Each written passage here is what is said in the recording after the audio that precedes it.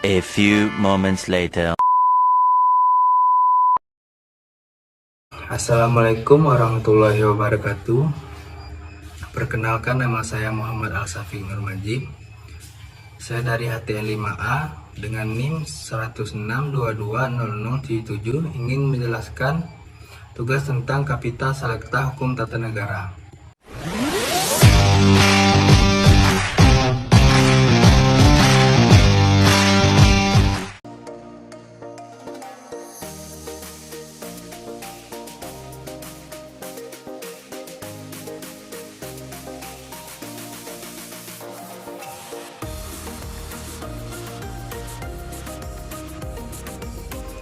Kapita Selekta Hukum Tata Negara mencakup topik-topik pilihan dalam hukum, konstitusi, dan sistem ketatanegaraan. Kapita Selekta Hukum Tata Negara adalah mata kuliah yang mempelajari isu-isu besar dalam hukum tata negara dari perspektif teoretik dan praktek. Beberapa isu yang dikaji dalam mata kuliah ini antara lain sejarah ketatanegaraan,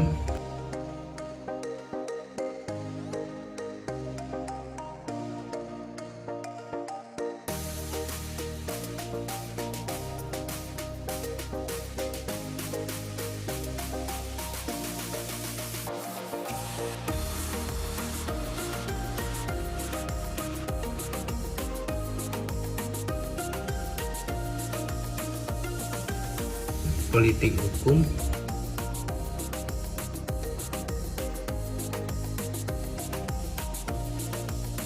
pemberhentian presiden,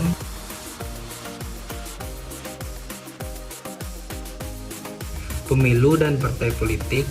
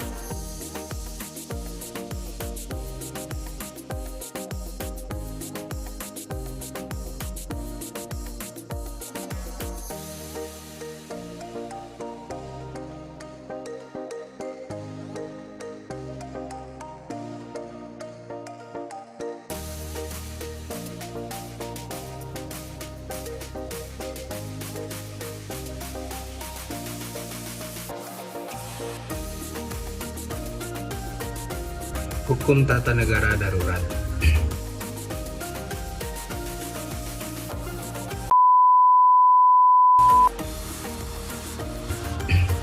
Hukum tata negara adalah cabang ilmu hukum yang mempelajari negara sebagai subjek hukum. Pertama, mari kita pahami sistem pemerintahan. Indonesia menganut sistem presidensial yang berarti kekuasaan eksekutif dipegang oleh presiden yang berperan ganda sebagai kepala negara dan kepala pemerintahan. Sistem ini berbeda dengan sistem parlementer seperti Inggris, di mana terdapat perbedaan antara kepala negara, raja atau ratu, dan kepala pemerintahan, perdana menteri. Pemahaman ini penting karena mempengaruhi bagaimana keputusan-keputusan politik dan kebijakan publik diambil. Dalam konteks konstitusi, Indonesia telah mengalami perjalanan panjang sejak UUD 1945 pertama kali disahkan. Amandemen UUD 1945 yang dilakukan sebanyak 4 kali membawa perubahan mendasar dalam sistem ketatanegaraan Indonesia. Misalnya pembentukan Mahkamah Konstitusi sebagai pengawal konstitusi dan pemberian kewenangan yang lebih besar kepada DPR dalam fungsi legislasi. Berbicara tentang lembaga negara, Indonesia menerapkan prinsip check and balance. Check and balance adalah prinsip ketatanegaraan yang mengharuskan cabang-cabang kekuasaan negara saling mengontrol dan menjaga keseimbangan. Prinsip ini bertujuan untuk mencegah salah satu cabang kekuasaan negara melampaui batas kekuasaan yang seharusnya dan saling menjatuhkan. Prinsip check and balance sangat penting dalam demokrasi modern. Prinsip ini membantu mencegah kekuasaan terpusat terlalu banyak di satu bagian sistem pemerintahan. Beberapa dampak positif dari penerapan prinsip check and balance antara lain mencegah dominasi dan kesewenangan dari salah satu lembaga, menjamin bahwa berbagai macam pandangan dan kepentingan terwakili dalam proses demokrasi. Namun, penerapan prinsip check and balance juga dapat berdampak negatif, yaitu ketika tidak ditemukan kesepakatan dalam perundingan yang berimbas pada kebentukan dan penghentikan proses pembuatan undang-undang. Prinsip check and balance sering dikaitkan dengan Amerika Serikat, tetapi prinsip ini merupakan inti dari semua demokrasi modern. Indonesia juga menerapkan sistem check and balance dalam sistem pemerintahannya, di mana setiap lembaga negara memiliki mekanisme untuk saling mengawasi dan mengimbangi. Misalnya, DPR memiliki fungsi pengawasan terhadap eksekutif, sementara Presiden memiliki hak veto dalam pembentukan undang-undang.